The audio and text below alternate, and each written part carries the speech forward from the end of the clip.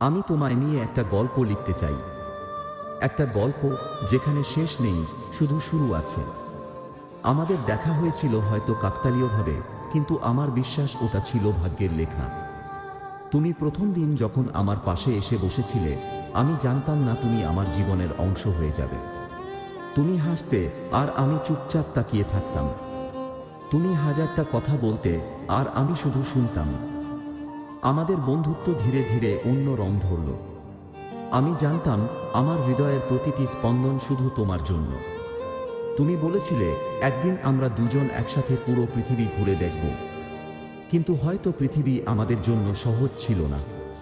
পরিবার, সমাজ, অনেক বাধা এসে দাঁড়ালো। তুমি কাঁদতে কাঁদতে বলেছিলে হয়তো এই জন্মে আমাদের মিলন হবে না। সেদিন আমি শুধু চুপ করেছিলাম, কারণ আমার চোখের ভেতরও একই বেদনা লুকিয়েছিল। আজ এত বছর পরও আমি তোমার হাসিটা ভুলতে পারিনি। তোমার সঙ্গে কাটানো প্রতিটি মুহূর্ত যেন এখনো বুকের ভেতরে বাজে। কখনো কখনো মনে হয় যদি আরেকটু সাহসী হতাম, তাহলে হয়তো আমাদের গল্প অন্যরকম হতো। শেষ প্রার্থনা, পুনর্জন্মের আশা।